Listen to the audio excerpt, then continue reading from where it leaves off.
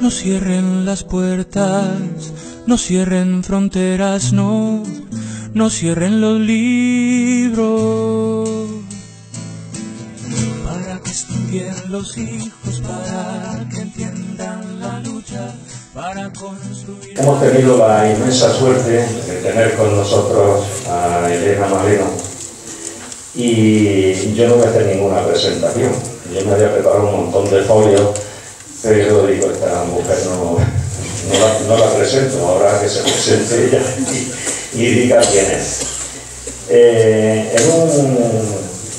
un acto de homenaje que le hicieron de uno de los muchos premios, Santiago Agrelo, que tuvimos la semana anteriormente, la otra charla, le dio un mensaje de agradecimiento a la fundadora de Caminando Fronteras.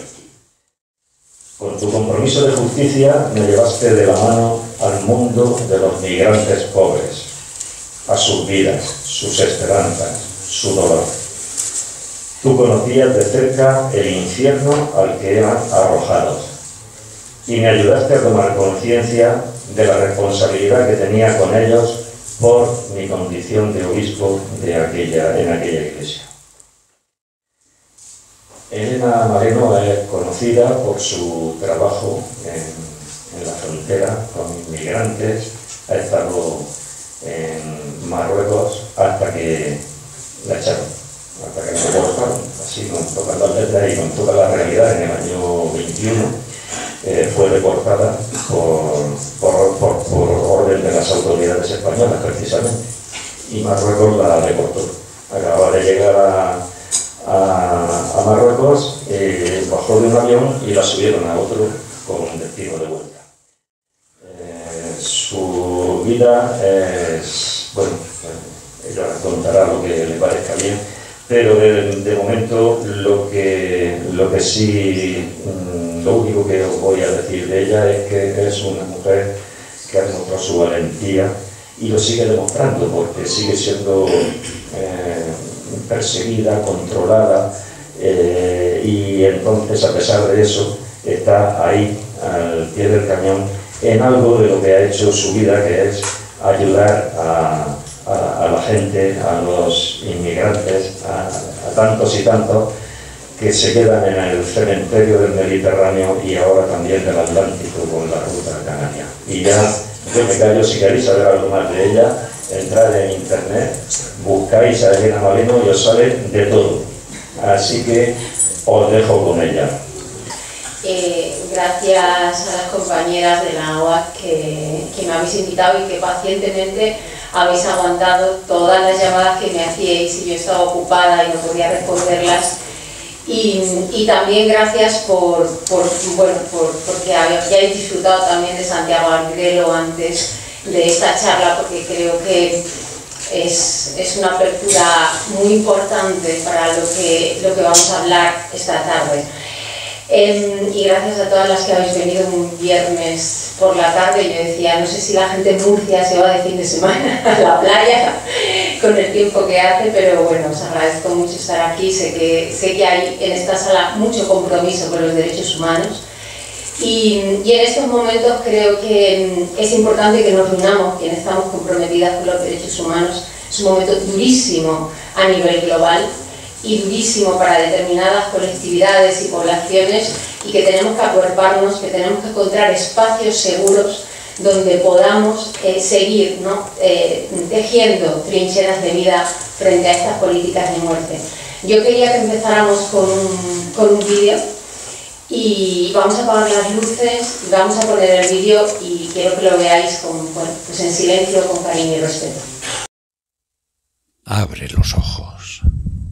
Procura mantener la calma. Eso es. Flota. No te preocupes por nada. Ya está todo hecho. Estás aquí. Relájate. ¿Sabes? No estás a solas. Hoy sois 30. Siéntete más bien acompañado.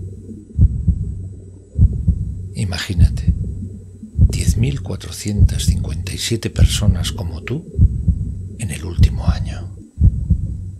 No he podido evitar contarlas. Desechadas podría ser la palabra. Los de tierra os arrojan aquí como si no valierais nada. Por favor, tranquilo, solo flota. Mira esa luz que se cuela. ¿Crees que es naranja o amarilla? Mucho mejor. Escucha mi voz. Agárrate a ella. ¿Quién soy? Confía. Estoy aquí, contigo y con otras personas en este mismo instante. Llego en el momento preciso. ¿Los de tierra os odian? Comprendo. Por eso no salen a buscaros la mitad de las veces. Los de tierra os violentan. Han sido 131 barquitas desaparecidas con todos a bordo. Nadie volvió para contarlo. Por eso yo las cuento. ¿Dónde están?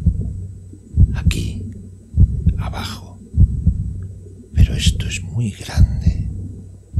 73 en el mar de Alborán, 110 en el estrecho de Gibraltar, 517 se quedaron por Argelia y 9.757 caben en las aguas hacia Canarias.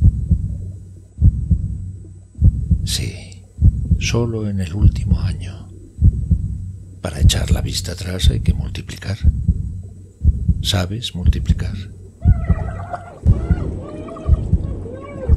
Déjate llevar. Así es. El agua te abraza. Bien. ¿Y esa cara? Claro que os buscan.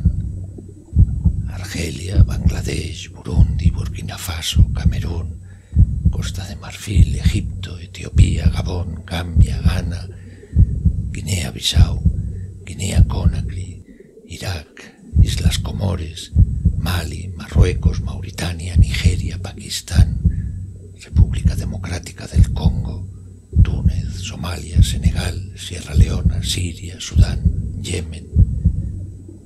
Claro que os buscan vuestras familias, pero no os encuentran. Por eso os cuento, para contarles a ellas. 28 países. Se podría cruzar el mundo de familia en familia que busca. ¿No lo estudiaste en geografía? Es ahora. Respira sin miedo.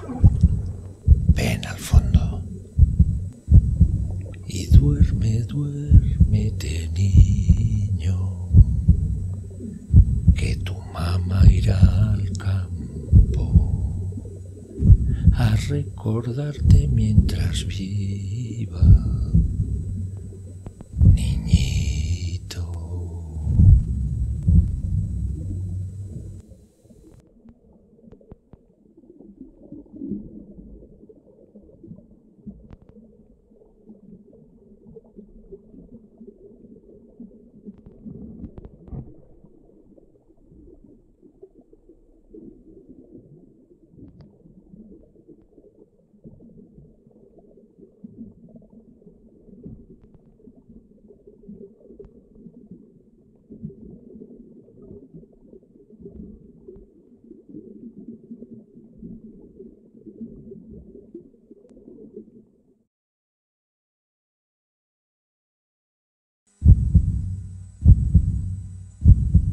Este vídeo lo preparamos en Caminando Fronteras este año, cuando publicamos los datos de las muertas y desaparecidas, de las víctimas de las fronteras en las rutas de acceso al Estado español.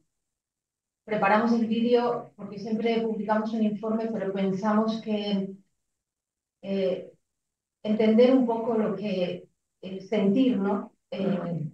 Frente a tanta deshumanización, sentir lo que nosotras podemos acompañar, ¿no?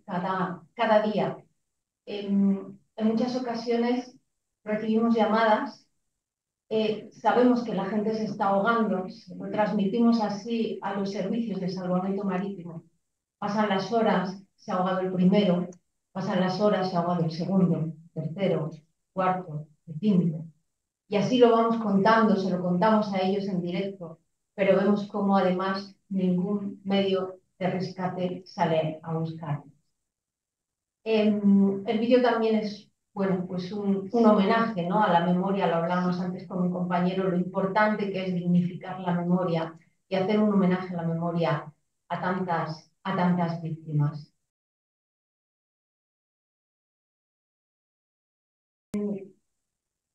Y esta tarde eso es lo que queremos compartir, ¿no? Esa memoria.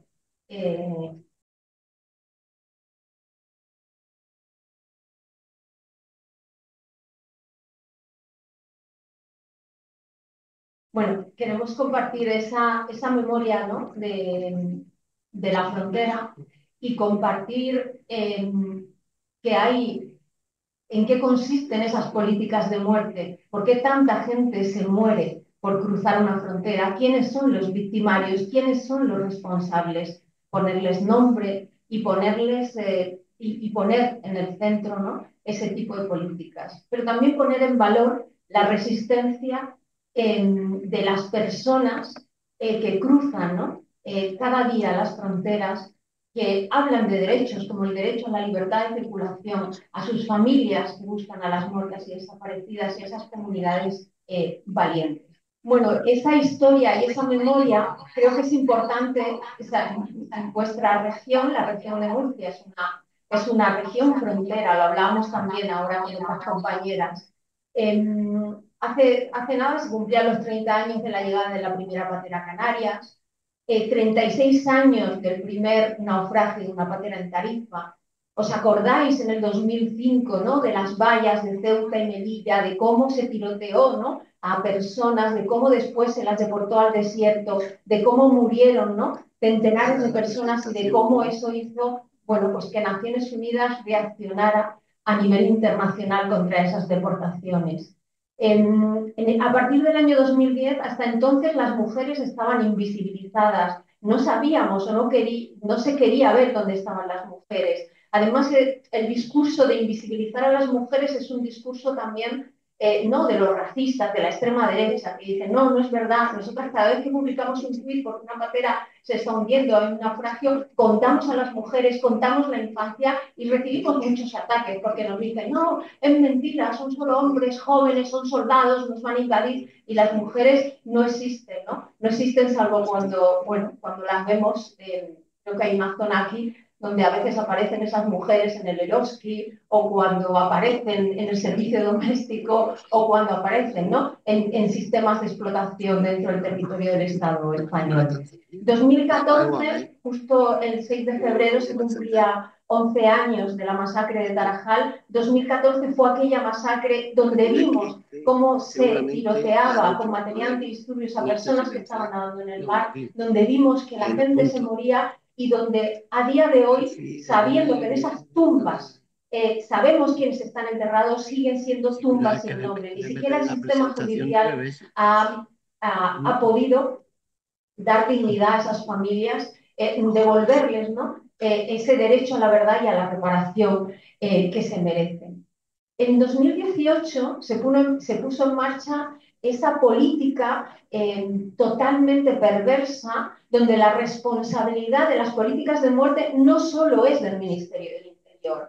El control migratorio atravesó al Ministerio de Transportes, que es de quien depende el salvamento marítimo, y salvamento marítimo, nuestro salvamento marítimo, que es un servicio público, civil, uno de los mejores salvamentos del mundo, Ábalos decidió convertirlo en un instrumento de control migratorio, echó a la calle a muchas de las personas que dentro del salvamento marítimo se negaban a aplicar ese tipo de políticas y estableció pues un derecho a la vida racista, donde cuando se hunde un yate, se hunde un pesquero o un chaval en un kayak desaparece, activas todos los medios para rescatarles, pero que cuando hay una patera, pues no activas ningún medio o les dejas dejarles morir en el mar, ¿no?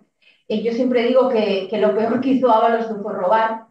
Ábalos implementó una política de muerte terrible que la estamos sufriendo a día de hoy. En 2019 comienza a aparecer de nuevo la ruta atlántica, ¿no? Esa ruta se activa sobre todo porque Marruecos limpia toda la zona norte. Ellos hablan de limpieza, de migrantes para que no estén cerca de las fronteras de Andalucía, pero desplaza a los migrantes hacia la ruta atlántica, desplaza a los migrantes hacia la zona entre Tafalla y Dakhla, porque sabemos además que en esa zona hay muchos intereses geopolíticos. No solo es el dinero, no solo son las relaciones monetarias con las que pagamos a Marruecos, con las que pagamos a Mauritania o Senegal, sino que también hay una serie de intereses. Entonces, tener ahí a los migrantes significa que de forma unilateral se pueden anexionar aguas de rescate, la zona SAR, en una zona donde, bueno, pues donde el gobierno finalmente ha reconocido, ¿no? O por lo menos el presidente del gobierno ha reconocido como marroquí. Entonces, desplazar allí esa presión migratoria también es ha sido, ¿no? Clave en esa geopolítica. En 2022 os recordaréis todas esas imágenes vergonzosas de la masacre de Melilla y de Nador. A día de hoy, 100 personas, más de 100 personas, continúan desaparecidas. Esas 100 personas se encontraban bajo custodia policial, puesto que estaban en una valla. En un lado estaban operando o operaban de forma conjunta, porque muchos militares marroquíes saltaron, cruzaron la valla y se adentraron en el territorio de Melilla para recoger gente desde dentro. Estaban bajo custodia de los dos estados y desaparecieron. Nosotras acabamos de estar en el mes de enero en el primer Congreso Mundial de Desapariciones Forzadas, organizado por el Comité de Desapariciones Forzadas, y en ese congreso hemos podido compartir una mesa donde se habla de desapariciones forzadas en contexto migratorio y donde nosotras dijimos alto y claro que hay muchos estados europeos responsables ahora mismo de desapariciones forzadas en procesos migratorios. Y luego, bueno, algo que os toca muy de cerca es esa consolidación de la ruta argelina. La ruta argelina, que es la ruta que viene hacia vuestra tierra, que son las pateras que llegan aquí, que son las personas vivas, pero que también son las fallecidas, que son también las familias que vienen a denunciar en las comisarías la desaparición de sus seres queridos. Esa ruta argelina está cambiando cada vez más. Ahora no solo hay personas de Argelia, sino que también es una ruta donde hay un tránsito migratorio, donde muchas personas, si habéis visto la última imagen de las fosas comunes de migrantes asesinados en Libia, esto mismo está pasando también en Túnez. En Túnez las razias contra los migrantes son terribles, les están atacando incluso la guardia de Túnez cuando están en el mar, les matan directamente dentro de las embarcaciones y esas personas huyendo están llegando a Argelia y ahora mismo, el año pasado, en las llegadas a Baleares, ya el 40% de las personas que llegaban a Baleares eran personas que venían de tránsitos migratorios, muchas de ellas mujeres con sus niños, sus niñas y bueno, pues esto es un poco todos esos años de todas esas políticas donde el Estado español tiene el vergonzoso honor de haber sido uno de los estados que ha construido la política, esas políticas de muerte, esa necropolítica que después ha exportado al resto de Europa. Es una política común europea, pero los distintos gobiernos que hemos tenido en estos 40 años son gobiernos que han construido vallas, son gobiernos que han hecho políticas de hacer morir y dejar morir a las personas en el mar. Esa es la realidad. Y la realidad también es, desgraciadamente, que da igual el gobierno que haya estado en el poder, da igual el signo político, todos han construido las mismas políticas y eso a muchos les ha estallado, porque ahora mismo, gracias a todo ese tiempo de propaganda, a todo ese tiempo de dolor, de daño, de violencia, vemos cómo crece a sus anchas la extrema derecha y cómo crece a sus anchas el racismo y la xenofobia. Bueno, estos son imágenes de estos años pasados. Mirad, estos son las bridas con las que en el año 2004, entre el 2002 y el 2004, desde Ceuta y desde Melilla se deportaba a las personas a Marruecos directamente. Nosotros nos encontrábamos en el bosque muchachos que venían con el traje del hospital, porque habían entrado la policía en el hospital, le habían quitado la vía que tenía puesta y les habían deportado con el traje del hospital. Porque se veía cómo corrían los policías en medio de Ceuta y de Melilla, hasta que los muchachos llegaban y pedían asilo y los veías subidos a los árboles y policías corriendo detrás. Eso lo hemos vivido, ¿no?, en el Estado español. Y la otra imagen que veíais era la imagen de la hermana de una de las víctimas en el año 2017, el 31 de agosto, una patera intentaba llegar a Melilla. Se aplicó también una devolución en caliente por parte de la Guardia Civil, devoluciones en caliente en el mar, donde actuaban de forma conjunta la Guardia Civil y la policía marroquí. La patera volcó y todas las mujeres murieron, ¿no?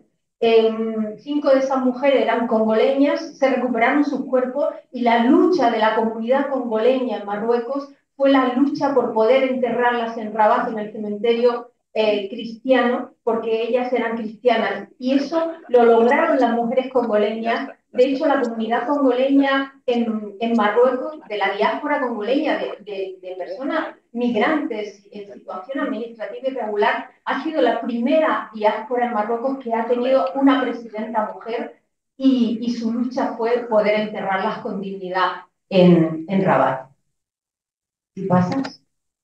Bueno, aquí era para que vieseis bien las rutas, ¿no?, migratorias en las que nosotras intervenimos o las que acompañamos, o no sé qué palabra utilizar. La ruta del Estrecho es una ruta que estuvo activa, como sabéis, es la ruta más antigua. Las personas empezaron a aparecer en esa ruta cuando se acaban los visados con Marruecos. Empiezan a usar las barcas para poder cruzar de forma, de otras vías. Está la ruta terrestre de Ceuta y Melilla, la ruta de Alborán, que son todas las personas que cruzan desde Alhucemas hasta Nador, a Málaga, Granada y Almería. La ruta atlántica desde Canarias, que ahora mismo llega hasta Senegal, y tengo que deciros que ya ha llegado a Canarias una patera que salió de Guinea-Bissau.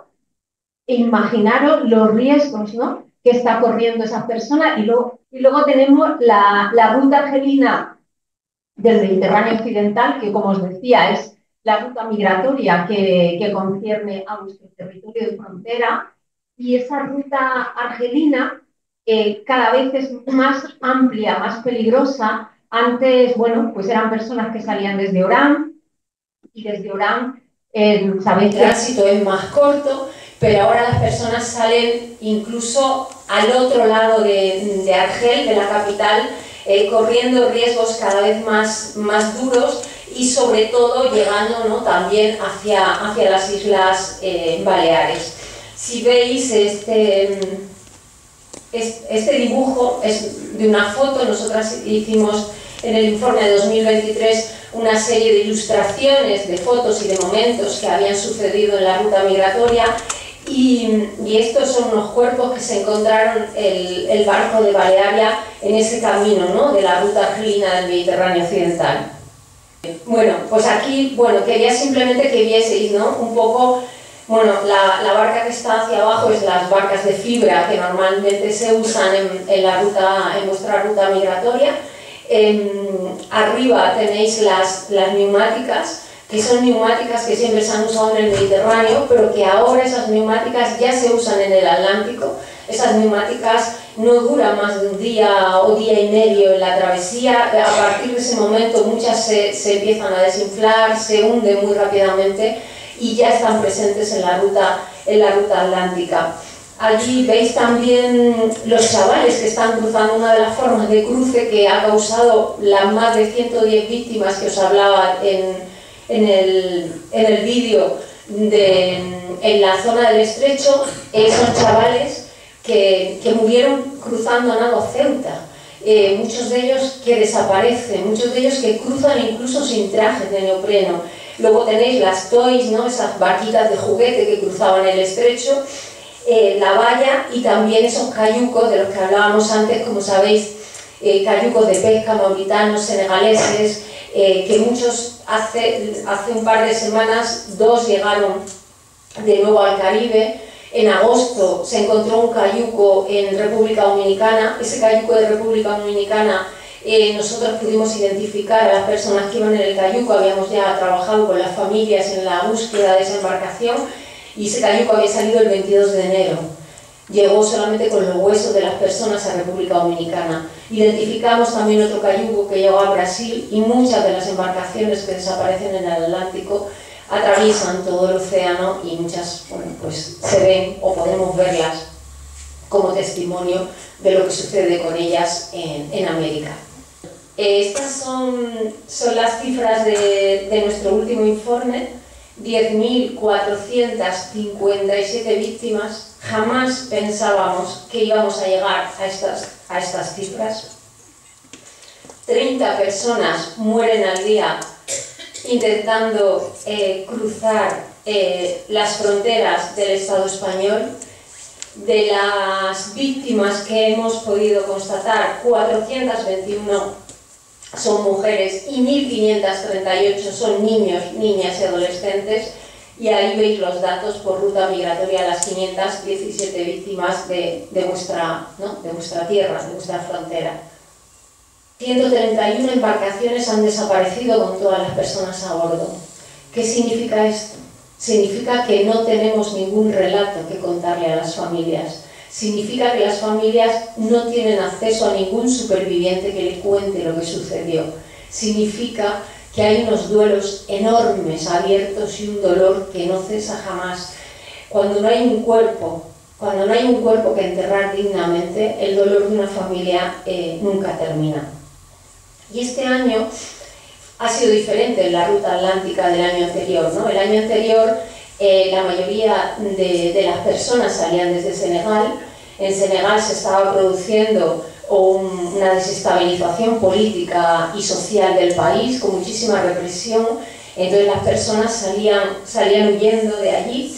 Con el cambio y el nuevo gobierno que llegó, menos personas este año han salido desde allí, pero la mayoría están saliendo desde Mauritania. Mauritania se ha convertido en un país de tránsito peligrosísimo, al estilo de Libia, un país de tránsito donde muchas de las personas que salen desde allí son personas procedentes del Sahel, personas que huyen del cambio climático, que se ve claramente que son expulsadas por conflictos bélicos, pero también el impacto climático, de chavales, porque muchos son chavales muy jovencitos que no pueden vivir en su tierra porque les están expulsando de su tierra, porque las extractivistas europeas se están quedando con el pescado, pero también se están quedando con los minerales, y cuando se quedan con los minerales contaminan las tierras, y cuando contaminan las tierras contaminan los ríos, y porque hay grupos paramilitares que para defender los derechos de la empresa extractivista les matan.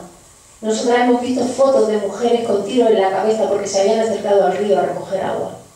Y esos chavales están saliendo en esas embarcaciones, y esos chavales, muchos de esos chavales, son los chavales con los que están mercadeando tanto las comunidades autónomas y el gobierno central del Estado español, cuando Canarias está pidiendo que esos chavales vayan a otros sistemas de protección de otras comunidades, y las comunidades mercadean económicamente y racistamente con la vida y la protección de estos niños, niñas y adolescentes. Ahí tenéis también los 28 países de los que hemos constatado que hay víctimas. A principios de este año tuvimos un naufragio terrible, tremendo, donde murieron más de 60 personas, pero de ellos 44 eran pakistaníes. Empezaron a llamarnos abogados y familias del Pakistán, de una región del Punjab, y nos contaban, ¿no?, dramas que ya hemos oído en otros territorios, de cómo 30 de esos chavales eran del mismo pueblo, ¿no?, y que querían saber qué había sucedido. Eso lo hemos oído, por ejemplo, con la comuna de Dialafara, donde el alcalde de la comuna se dedica a hacer listados de personas desaparecidas, de chavales desaparecidos, donde uno de los trabajos del alcalde de esa comuna es ir a Dakhla para ver si encuentra a alguno de esos chavales vivo o muerto. Por eso al principio empezaba a contar, ¿no? Que hay que mencionar, que hay que hablar con propiedad. Cuando estos racistas vienen ¿no? explicando, hablando de invasión, criminalizando, ¿no? a las personas a las que al final encuentran la muerte, hay que hablarles de que su política es una necropolítica y hay que explicárselo así, y que están construyendo una necrofrontera y que están construyendo territorios de excepción, territorios de no derecho que con distintos constructos como los CIES, como los centros de internamiento que tenéis, por ejemplo, también en Murcia, son espacios donde los derechos humanos están secuestrados para esas poblaciones. Y hay que decirles alto y claro que sabemos lo que significa la externalización de fronteras, que sabemos que las fosas comunes de Libia se han construido con dinero europeo, que esas balas que se han encontrado en los cuerpos de esas personas están pagadas con dinero europeo. Y que también tenemos que decirle que sabemos que esas políticas de muerte están beneficiando de ellas, que sabemos que no matan solamente por ideas racistas, matan por dinero, porque todas las empresas de control migratorio son empresas vinculadas a las armas, son empresas vinculadas a la venta de armamento, que han encontrado un doble negocio, un negocio provocando conflictos bélicos, empujando a la gente para que salga de sus territorios para después construir estas vallas, estos muros y hacer que mueran durante el camino. Es un negocio muy, muy importante.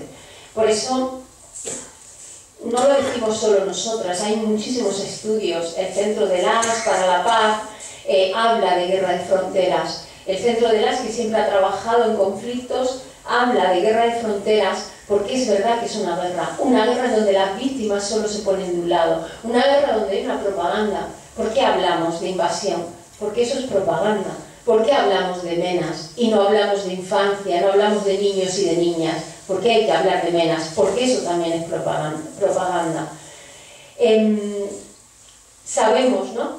Quiénes están ganando dinero con esos constructos de control securitario, y también hay que decirles alto y claro que sabemos que mucha de la tecnología que se está implementando en el control migratorio y que está provocando estas víctimas es tecnología del Estado sionista de Israel, y que eso lo tenemos claro, y que es tecnología que ahora mismo se está aplicando en un genocidio en un lugar del mundo, y que hay que tener mucho miedo a esa tecnología, porque significa que es tecnología que se aplica para eliminar poblaciones de forma selectiva cuando hay una decisión política. Aquí tenéis una serie de efectos de esa política de externalización de fronteras, las redadas, las expulsiones, los controles racistas en los territorios. Todo eso forma parte de ese control securitario, todas esas armas que se venden a esas personas, ¿no? Esas fuerzas de seguridad que están ejerciendo. Veis todo aquello quemado, eso es el bosque de Nador, donde antes había muchas comunidades migrantes y donde arrasan absolutamente con todo, pero cuando arrasan con todo, os digo con todo. Nosotras hemos conocido a niños que han nacido en el camino migratorio, niños y niñas, que han nacido en Argelia, las han vacunado en Argelia, cuando han perdido en las redadas las mamás toda la documentación de los críos, cuando han llegado a Marruecos las han vacunado en Marruecos, y en esas redadas la policía ha quemado las cartillas de vacunación de los niños, las fichas de inscripción de nacimiento de los críos, y cuando han llegado al Estado español les han vuelto a vacunar porque no había ningún documento, o porque una trabajadora social del Estado español no le ha preguntado a la madre lo que tenía que preguntarle sobre ese camino migratorio. Estaba interesada, ¿no? en otro tipo de planteamientos. Entonces es arrasar para comenzar de nuevo todo el tiempo. Y aquí, como os decía al principio, encontró esta necropolítica y esta política de control, encontró desgraciadamente a un aliado que borra esas huellas, que borra las huellas del delito, que es el mar, que es el océano. Y empezaron a aplicar una necropolítica en el mar y empezaron a entender que se les podía dejar morir, porque cuando se les deja morir se ahogan, no hay rastro, no hay trazas y se les puede dejar morir poco a poco. De hecho, en el año 2023 hubo un naufragio donde Salvamento Marítimo no fue a rescate aunque tenía una embarcación muy cerca. Decía que iba a ir a Marruecos. Marruecos fue 10 horas después. Durante 10 horas la gente se fue ahogando, hasta 39 personas. Entre ellas un niño de 4 años que recogió el helicóptero de Salvamento Marítimo que no había ido a rescatarles cuando estaban vivos y ese niño fue enterrado en Las Palmas de Gran Canaria.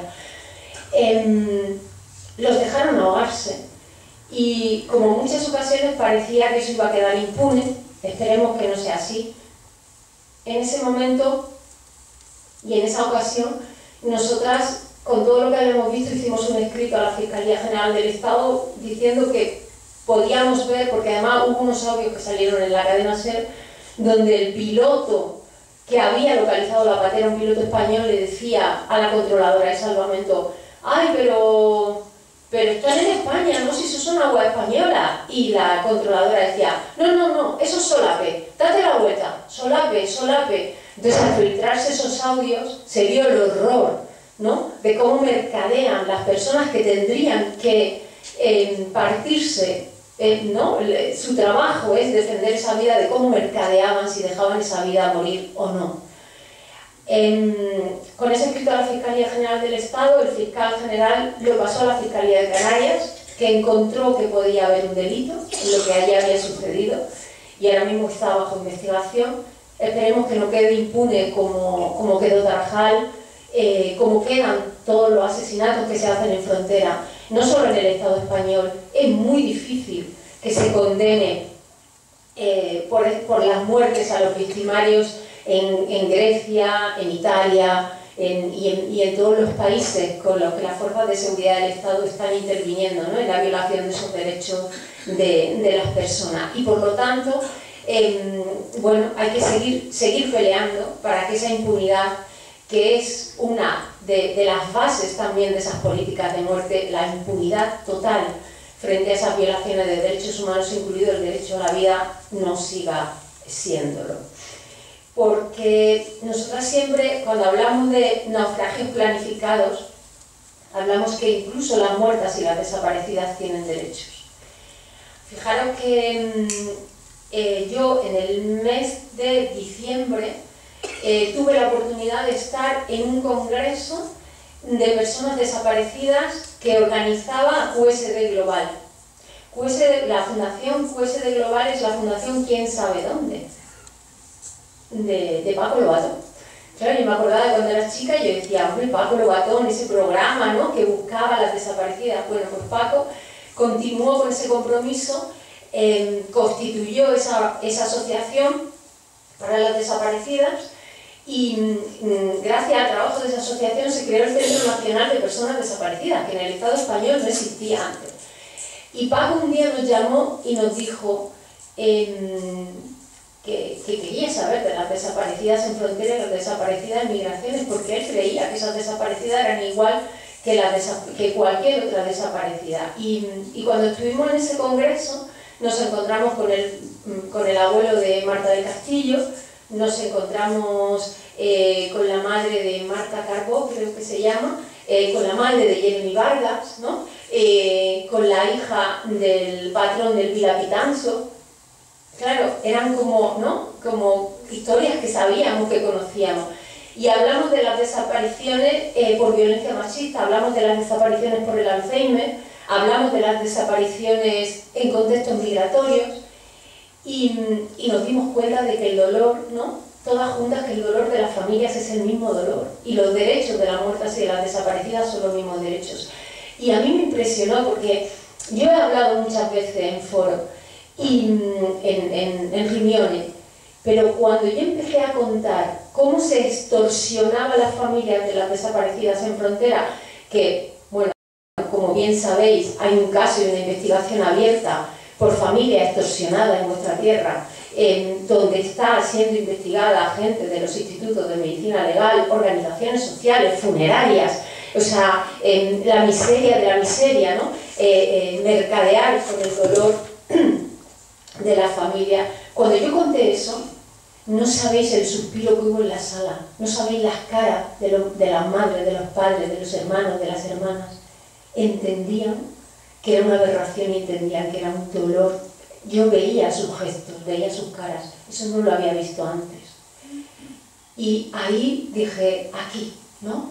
Aquí sí nos hemos encontrado, aquí hemos roto la deshumanización, aquí esas madres y esos padres saben perfectamente lo que están sintiendo otros compañeros y compañeras en Mali, en Francia, o que viven aquí, ¿no? Porque nosotros tenemos familiares de personas desaparecidas en Murcia, que viven aquí, que son vuestras vecinas y que sufren ese dolor.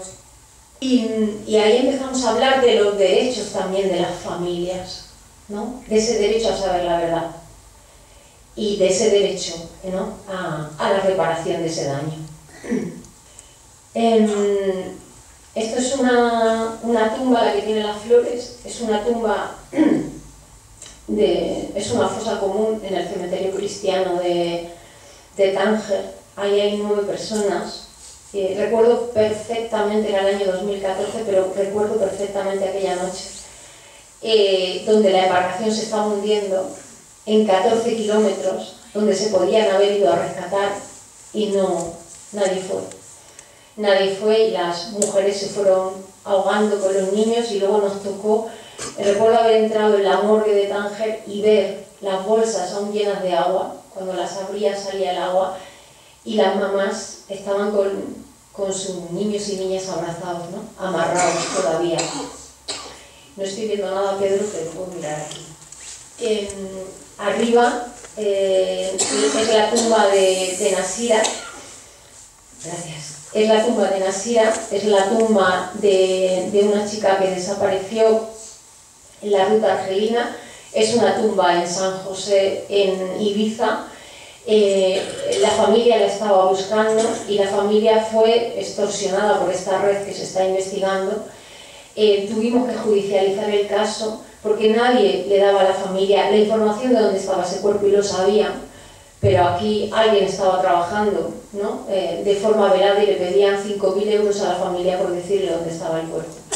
Cuando se judicializó, el cuerpo ya estaba enterrado, pero logramos que se sumara y ya descansa, ¿no? En Argelia con su familia. Y la foto de abajo, yo no sé si os acordáis de un naufragio que hubo en el Hierro, de una embarcación de más de 80 personas que se volcó frente a las costas del Hierro y murieron 63. Bueno, cuando vuelca esa embarcación, los cuerpos se enterraron en 2-3 días, ¿no? Nosotros decíamos, no, pero guardarlos en frigoríficos. Es verdad que en el Hierro no hay frigoríficos, pero bueno, se pueden trasladar los cuerpos a Tenerife, dar tiempo a las familias. No dieron tiempo a las familias a llegar. Esa familia que está ahí venía de Figueras, llegó lo más pronto posible para que cuando llegó encontró ya la tumba. ¿Sabéis el dolor? O sea, ellos querían ver un cuerpo porque podían haber esperado, porque tenemos medios para haberles evitado una parte de ese dolor a las familias y no lo hicieron. Saben que ahí el que nos lleva el gorro ha perdido, en esa embarcación perdió a 3 familiares. Uno es el que está enterrado y 2 nunca se han llegado a encontrar. Pero yo me pregunto si esa tragedia es la tragedia más grande que ha pasado en las costas en Canarias, 63 víctimas. Si hubieran sido 63 franceses, 63 americanos, ¿creéis que le hubieran dicho a la familia de los franceses y los americanos que no había frigorífico y que los iban a enterrar? Evidentemente que no. Pasa, Pedro. Y eso nos lleva a un racismo estructural. El racismo social está aquí. Y ha crecido por algo, y ha crecido porque había una semilla. Y esa semilla estaba en nuestras instituciones públicas. Está en las citas de custodia a las madres, ¿no? A las madres negras, a las madres racializadas, a las madres es mucho más fácil quitarle la custodia, ¿no? a esas madres. Está en los servicios de protección de menores con los adolescentes criminalizados. Ese racismo institucional está cuando no se empadrona a las personas que viven en un territorio. Está cuando dentro de las propias organizaciones sociales, y hay que decirlo, que muchas se han convertido en un brazo más del gobierno, en un brazo más ejecutor de esas políticas, hay protocolos donde porque no te portas bien te expulsan del centro, ¿no? Hay determinados protocolos que son racistas y intervenciones que se ha hecho que son racistas y que se hacen desde las organizaciones sociales y que también tenemos que, ¿no? que revisar. Y en ese compendio del racismo estructural, quienes resisten a ese racismo estructural, tenemos que decir que son perseguidas, que hay una criminalización de la defensa de derechos y de la solidaridad, que eso lo estamos viendo no solo en el Estado español, sino en otros estados, que hay gente perseguida por ser solidaria,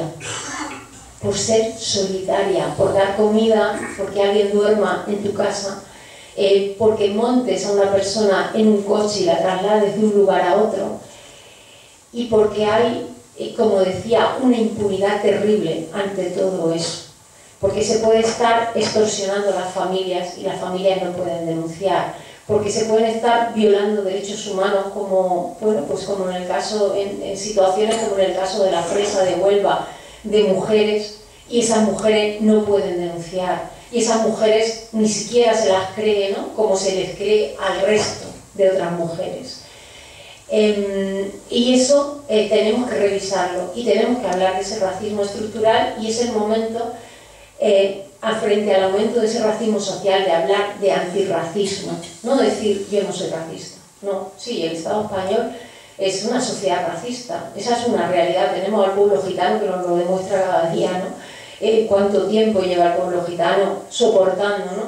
Ese racismo estructural, social e institucional. Lo que hay que decir ahora es somos antirracistas, ¿no? Y sobre todo acompañar, ¿no? a esas luchas que se están generando pues desde la ILP, liderada por compañeras bueno, pues que están luchando por sus derechos, desde el movimiento Tom Manta o desde en Almería, mi tierra, el Alcemos la Voz Africanos, que son chavales y chavalas de allí que, bueno, pues que luchan, ¿no? contra ese antirracismo y que lo sufren, ¿no? por tener un color de piel diferente. Y quería volver a lo que os decía al principio de las mujeres, de esas mujeres invisibilizadas, ¿no? de cómo primero han sido invisibilizadas y de cómo después han sido víctimas, ¿no? y cómo muchas compañeras, sobre todo en aquel momento en el que se puso de moda, entre comillas, ¿no? cuando se hace el primer protocolo de lucha contra la trata y cuando la propia policía de control de fronteras se convierte en policía que protege a las mujeres en la lucha contra la trata, y que muchas investigadoras dijimos, no, es que no queremos esa policía porque no puedes mezclar trata con migración, porque vas a estigmatizar a las mujeres, y bueno, gracias a esa victimización, determinada policía que formaba parte y que forma parte de ese racismo estructural e institucional se ha convertido en una salvadora blanca, ¿no? Esa policía que salva a las mujeres cuando después, es verdad que hay redadas, pero después ¿qué pasa con las mujeres, ¿no?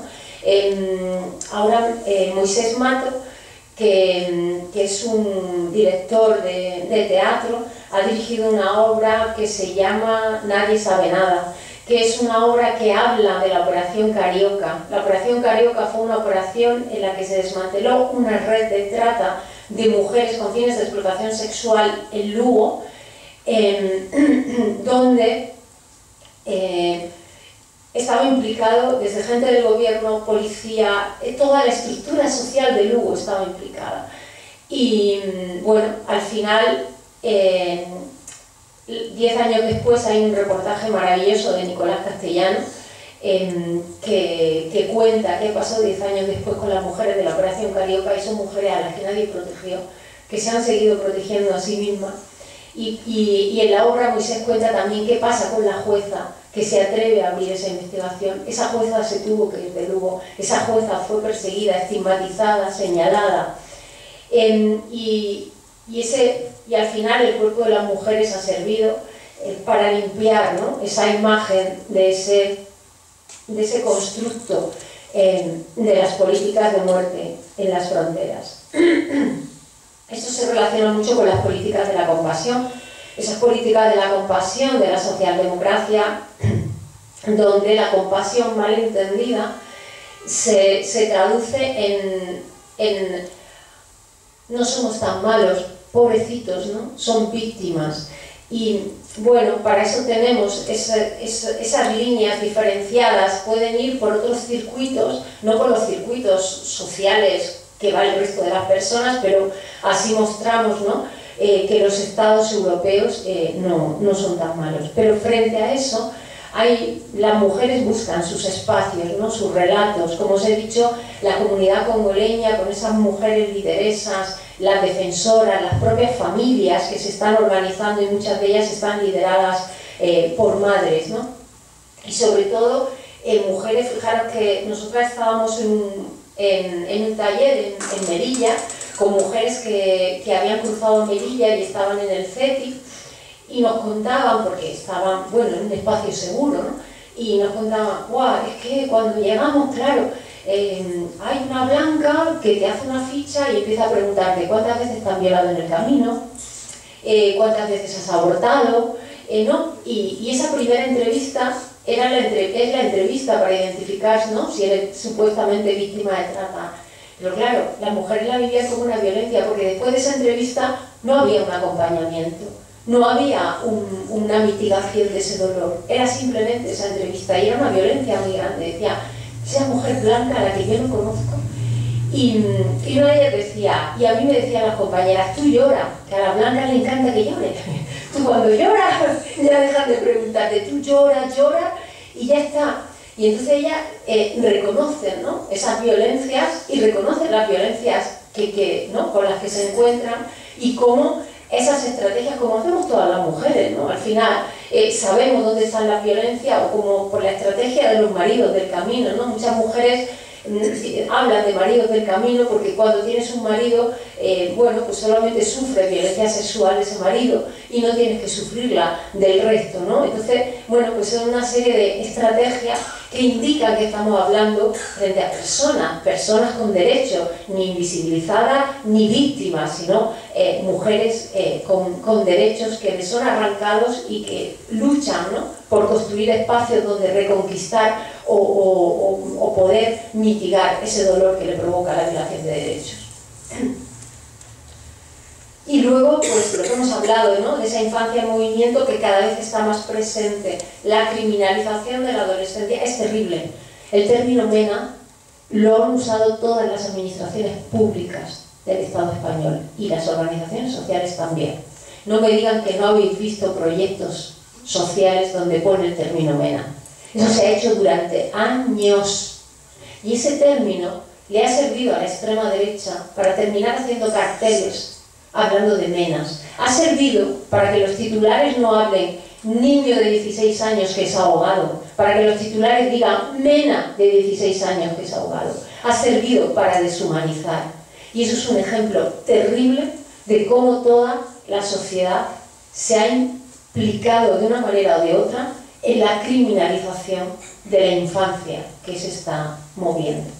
Y por otro lado, lo que hablábamos de los bebés, ¿no? Tenemos a los adolescentes y a las adolescentes criminalizadas, y luego tenemos esas quitas de custodia que son tan fáciles, ¿no? De repente llegas en una embarcación, hay indicios de víctima de trata, no eres, el niño es muy rápido, ¿no? Nosotras hemos visto cómo a mamás que les quitaban a los niños de las tetas de la madre en un centro, entraba la policía y se lo llevaba, ¿no? Y esas quitas de custodia, hay un trabajo precioso de una artista peruana, Daniela Ortiz, que la podéis encontrar en Instagram. Hay un trabajo precioso, bueno, si se puede llamar precioso, pero es que ella tiene una sensibilidad muy especial sobre las quitas de custodia y de cómo el racismo estructural e institucional opera en esas quitas de custodia, que es maravilloso y que yo os invito, ¿no?, a que lo veáis. Como os decía, bueno, pues todas esas personas, ¿no?, que están cruzando y que están desafiando, como os decía, las fronteras, hay muchas. Esta es una ilustración de una visita al cementerio de Melilla. En Melilla hay dos organizaciones maravillosas, una se llama Gendudu y otra MDLR, y Prodeín también, con José Palazón, donde, bueno, las compañeras se han dedicado a ir a las tumbas. Bueno, son tumbas musulmanas en su mayoría, ¿no?, de chavales que han muerto y chavalas, y lo que hacen es, pues, cuidar las plantas de las tumbas, regarlas y hacer memoria, ¿no? Y también, en el caso, por ejemplo, tenemos una mujer de Cáritas que está cuidando una tumba de un niño en Canarias, y que nos pidió, la madre quedó al otro lado, y que nos pidió que le dijéramos a la madre si le importaba que ella cuidase la tumba del niño hasta que ella pudiese cruzar. Y bueno, parece, ¿no?, parecería que esto es algo, ¿no?, como vacío, como sin sentido, pero si ya están muertas. Pero creo que, no sé, en el Estado español, ¿no?, y en nuestra cultura, enterrar, ¿no?, y enterrar con dignidad, creo que es importantísimo, ¿no?, porque no solo es la vida, sino el reconocimiento, ¿no?, de esa vida que fue, ¿no?, y de esas muertes. Nosotras comenzamos a entender esto cuando fuimos a Tarajal, y cuando por primera vez le mostramos a las familias de Tarajal cómo habían muerto sus seres queridos. Tarajal, las familias pensaban que se habían ahogado, que estaban cruzando en una patera y se habían ahogado. Cuando trabajamos con ellas en un documental que también lo podéis encontrar en Vimeo, que se llama Tarajal, transformar el dolor en justicia. Voilà, nous sommes une association qui s'appelle Collectif Caminando Fronteras. Nous sommes spécialisés dans la migration, d'accord, dans les droits des migrants. Ça, notre travail est, on est beaucoup puissant en recherche. Nous, on fait des recherches pour appuyer les droits des migrants. Y la zona de impacto siempre correspondió a aguas españolas, lejos de donde se encontraban los inmigrantes. Nadie llevaba desgraciadamente ni flotadores ni manguitos. Los artilugios que estaban utilizando como flotadores se desprendían del cuerpo. Tampoco ha habido contacto físico por parte de la Guardia Civil con los inmigrantes. No ha habido absolutamente nada de lo que el inmigrante.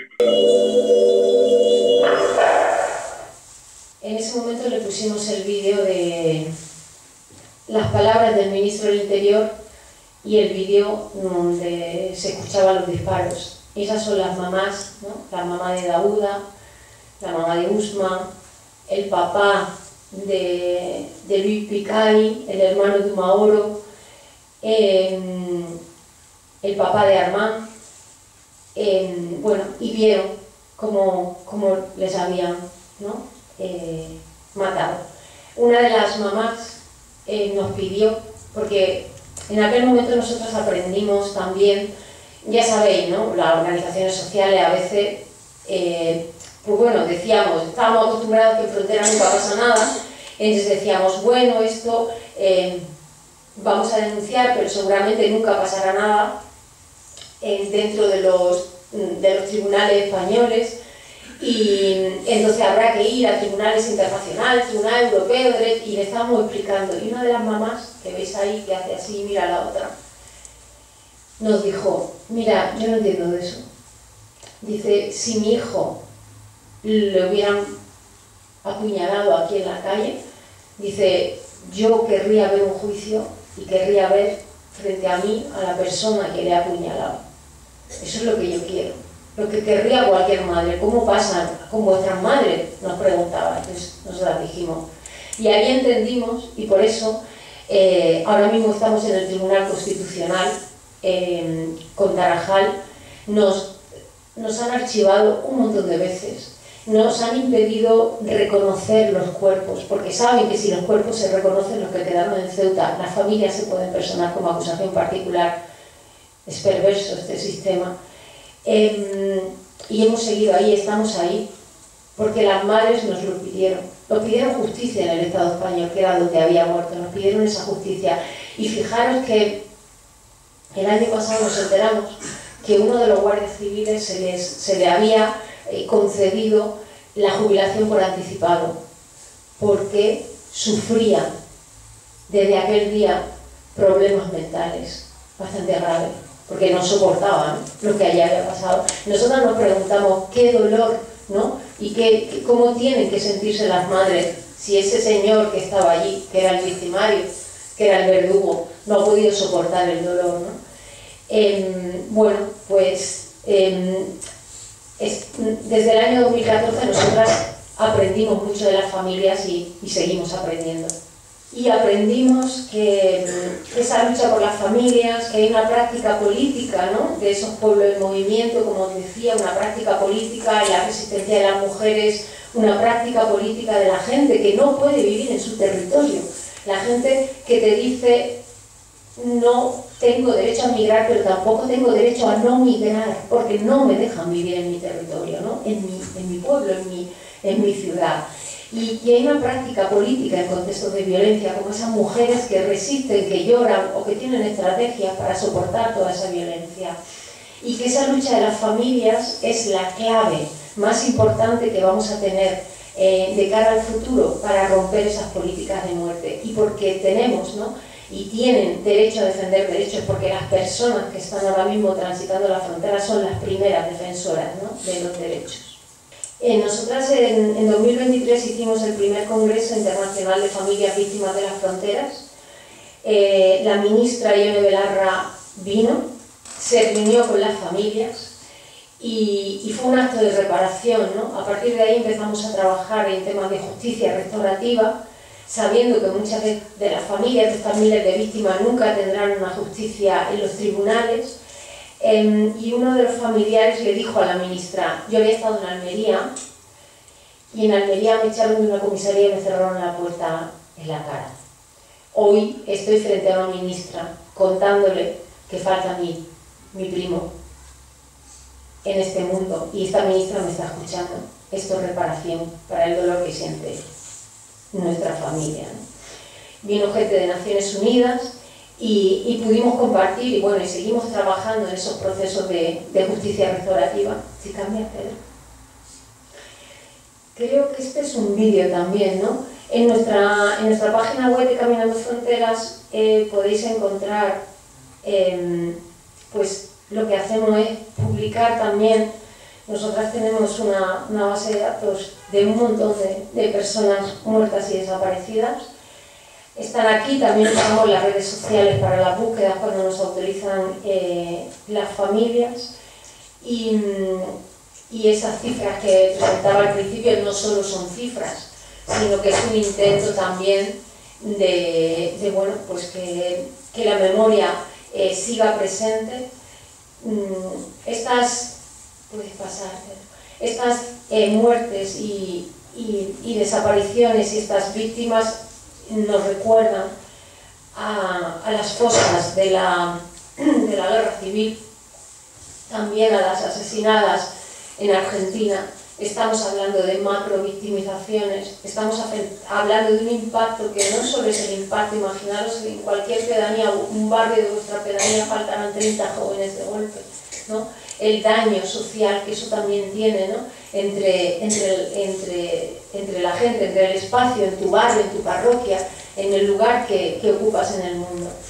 Y bueno, y creo que hoy aquí estamos juntas, ¿no?, por esa memoria y por esa reparación. Estamos juntas porque más que nunca tenemos que estar aquí y compartir espacios para defender políticas de vida, para poner en el centro los derechos humanos de todas, porque sin todas no son derechos humanos, son simplemente privilegios, y eso no lo queremos. Y quería de verdad daros las gracias de corazón. Gracias.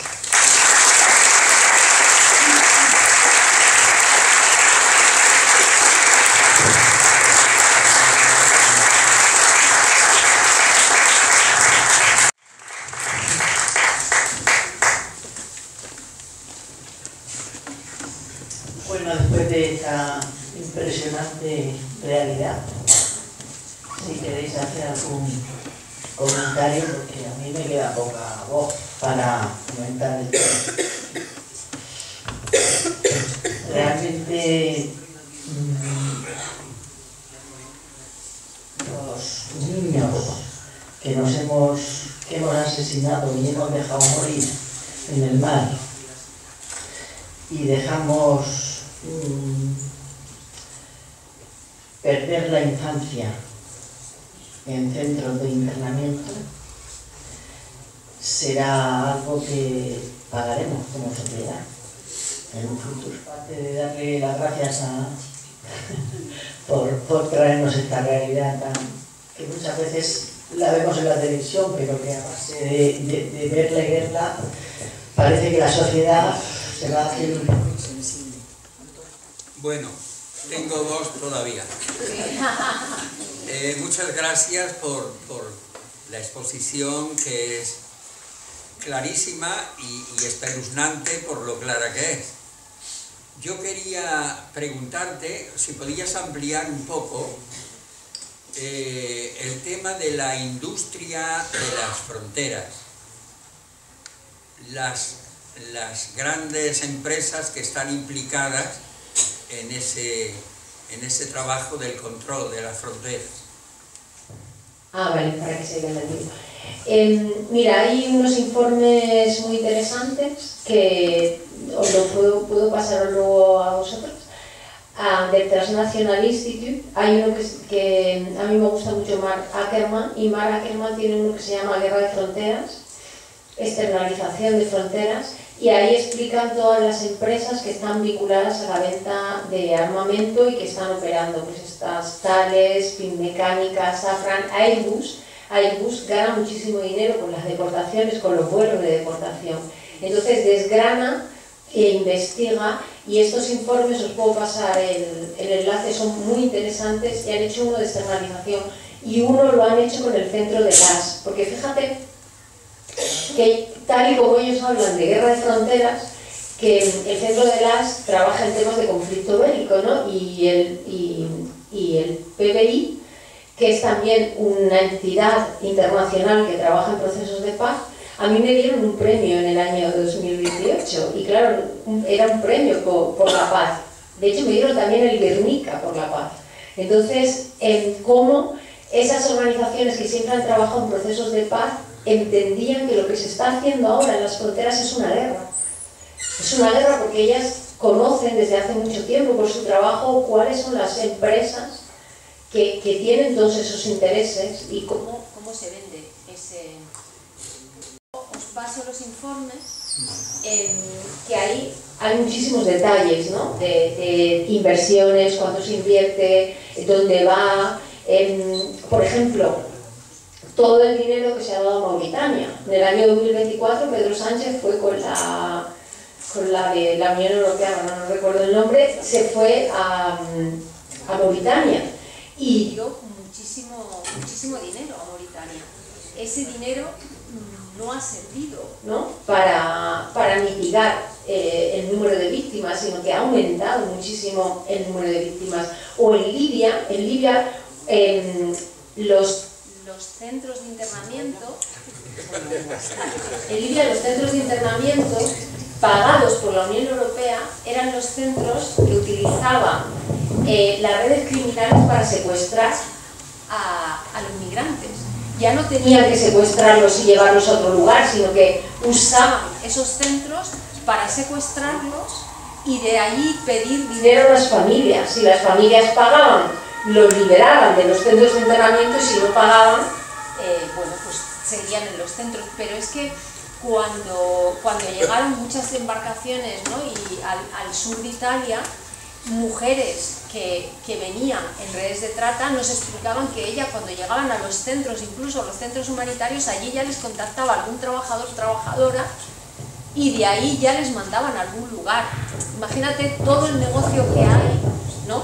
Con esos centros, con las vallas, con los drones. O sea, es todo un sistema que va a aumentar el negocio con el nuevo pacto migratorio, porque el nuevo pacto migratorio lo que hace es que potencia ese tipo de estructuras militares, externaliza aún más las fronteras y las aplica, por ejemplo, a la infancia.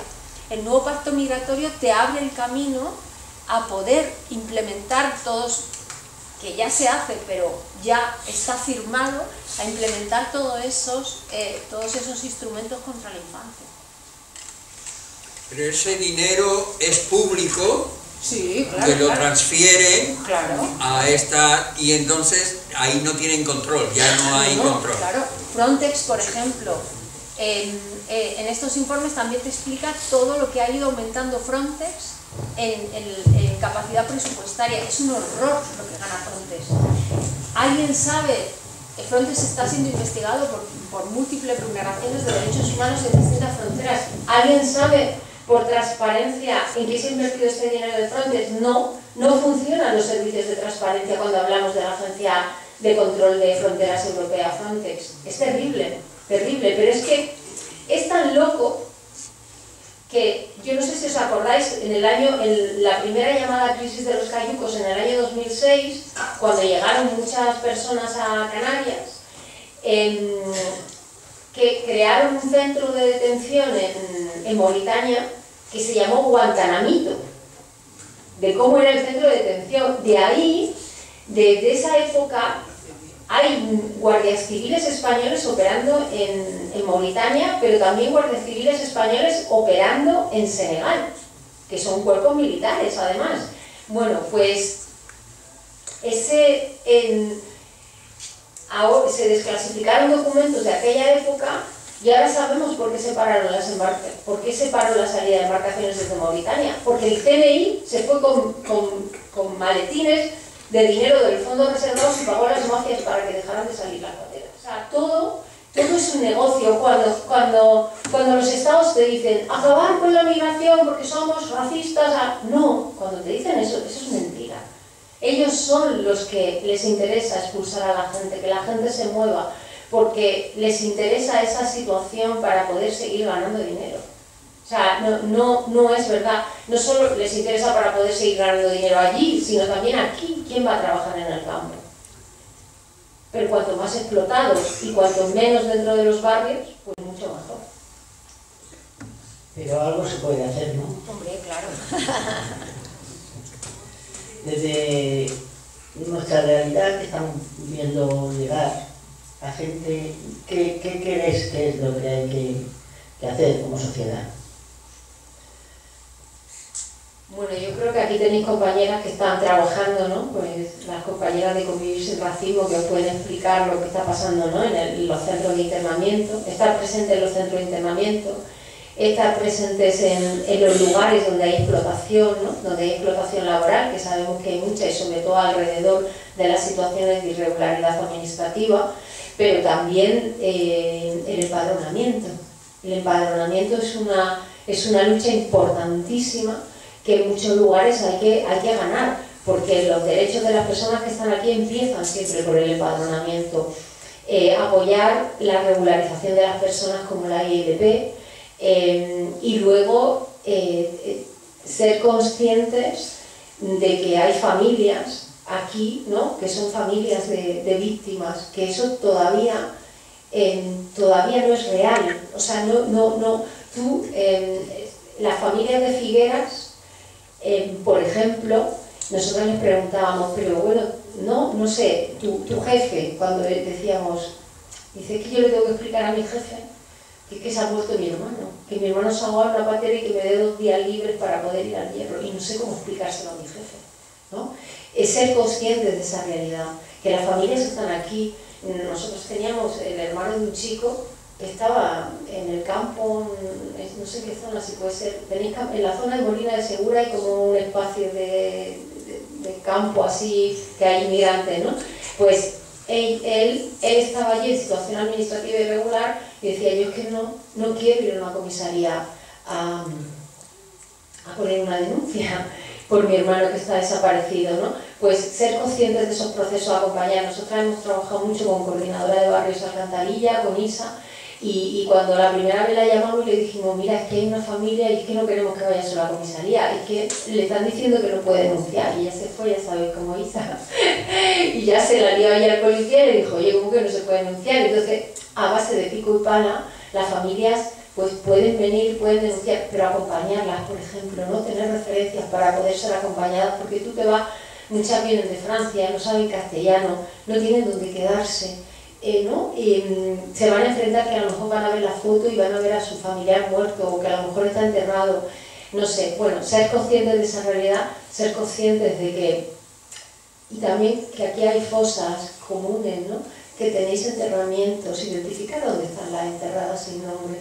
Eso también es importante, identificarlas e ir a las tumbas, visibilizarlas, ¿no? Rezarlas, porque bueno, porque la gente, mucha de la gente tiene fe y mucha de la gente que está en el camino, las familias nos lo piden, reza por ellos, ¿no? De rezos interconfesionales, ¿no? Pero nosotros le decimos siempre a la gente, identificar dónde están esas tumbas, en qué pueblo, y a lo mejor poner una placa, ¿no? Bueno, pues todas esas cosas hacen comunidad, hacen barrio, hacen frontera, ¿no? Saber, bueno, soy un territorio de frontera, ¿qué es lo que me está atravesando? Identificarlo, sentarse, ¿no? Compartirlo, identificarlo, y con las personas, ¿no? que sufren esas vulneraciones y encontrar vuestro camino y vuestra estrategia, ¿no? No venimos, ¿no? En cada territorio es diferente, ¿no? Por ejemplo, pues en Canarias se han encontrado una fórmula, no sé, pues, por ejemplo, la pastoral, en Canarias, la pastoral penitenciaria, ha hecho,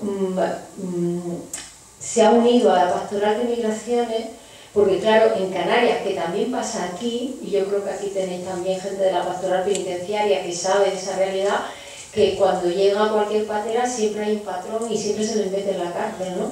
Y muchos de ellos son inocentes, simplemente están siendo señalados, y se hace de forma sistemática, y la pastoral penitenciaria se ha unido con las migraciones. Han hecho un informe de cuántas condenas hay, están asistiendo a todas esas personas migrantes dentro de la cárcel, pero también con esa visión de denuncia de aquí hay mucha gente, ¿no? Que es también inocente. Bueno, pues es un poco eso, que encontréis también los lugares, esos lugares de no derecho, y que digáis, ostras, en estos lugares de no derecho, esa población, ¿qué necesita? ¿En qué podemos acompañar? ¿Y dónde podemos estar? Buenas tardes, mi nombre es Adriana y pertenezco a la asociación PAREN de ayuda a personas refugiadas aquí en Murcia. Muchas de las cosas que estuviste explicando las conozco porque los chicos nos cuentan a medida que ellos van teniendo un poco de confianza con nosotros, y me quedé pensando de todo el trayecto anterior que tienen hasta llegar aquí, por todo lo que pasan hasta llegar a España y todo lo que tienen que pasar en España. Y la fortaleza que tienen para seguir adelante es algo que a mí me conmueve todos los días. Por eso cuando Rosa dijo, pero habrá algo positivo, podremos salir adelante, yo creo que vamos a seguir luchando y tratando de que ellos salgan adelante. Gracias. Hola, desde mi ignorancia, me gustaría saber qué ha pasado con la ILP. ¿Se recogieron todas las firmas necesarias? ¿Y por qué no se ha dado el proceso de regularización? Bueno,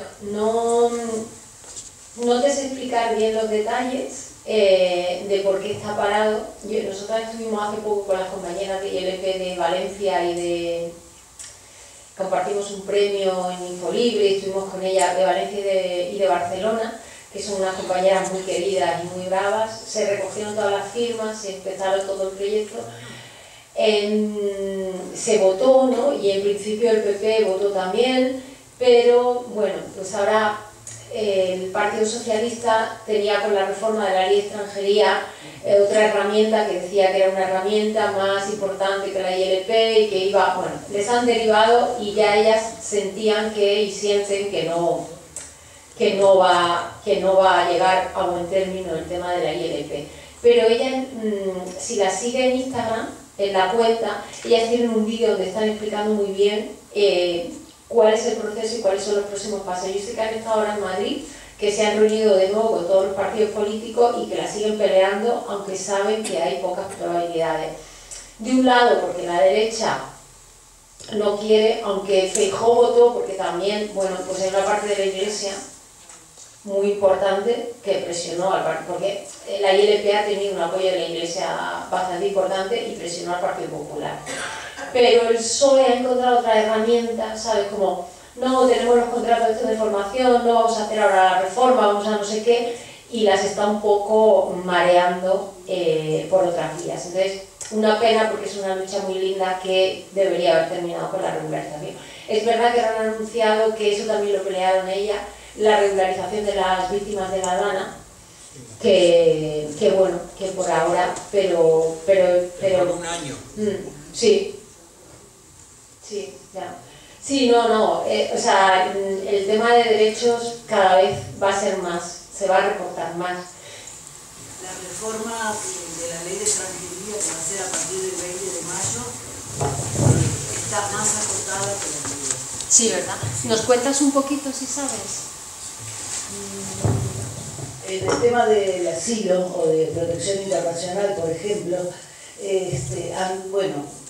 era una vía que tenían los chicos para pedir el asilo, aunque ser solicitantes de asilo, aunque no sean del país que les iban a dar asilo, pero era una forma de regularizarse, una forma de poder estar en un lugar y poder entrar a un dispositivo de emergencia. Ahora, con la nueva ley, las personas que entran a asilo o a protección internacional, si les deniegan el asilo, que deniegan el 99%, si les deniegan el asilo, que tarda 2 años, 1 año y medio o 3 en resolverse, esos años no van a contar. Para el arraigo, ¿no? Para el arraigo. Es decir, que empiezan de cero. Eso es una de las cosas de las más graves que hay. Y todos los arraigos han pasado de 3 años a 2.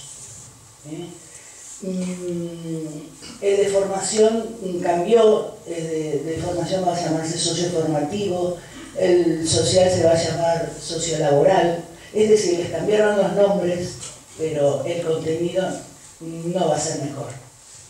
Adriana es una de las participantes en la mesa redonda que tendremos el miércoles próximo y allí nos va a contar mucho más a fondo lo que está pasando en la realidad de los que consiguen llegar y llegan a Murcia. Y tendremos el miércoles a las 8 a Adriana, que contará eso, las dificultades que tienen una vez que están aquí, y tendremos a Teresa Fuentes, que hablará de en qué contribuyen a levantar el Producto Interior Bruto de nuestra comunidad los trabajadores emigrantes, con el informe que hizo el Consejo Económico y Social el año pasado. Y luego desde Pastoral de Migraciones tendremos a Joaquín el cura, hablando, él también está en la cárcel y también nos puede dar otra visión de esa realidad. Tenemos que terminar porque los trabajadores también se tienen que ir a su casa. Os agradecemos a todos vuestra presencia y agradecemos muchísimo la presencia de Elena. Gracias a vosotros. Yo... No cierren las puertas, no cierren fronteras, no cierren los libros. Para que estudien los hijos, para que entiendan la lucha, para construir camino, para...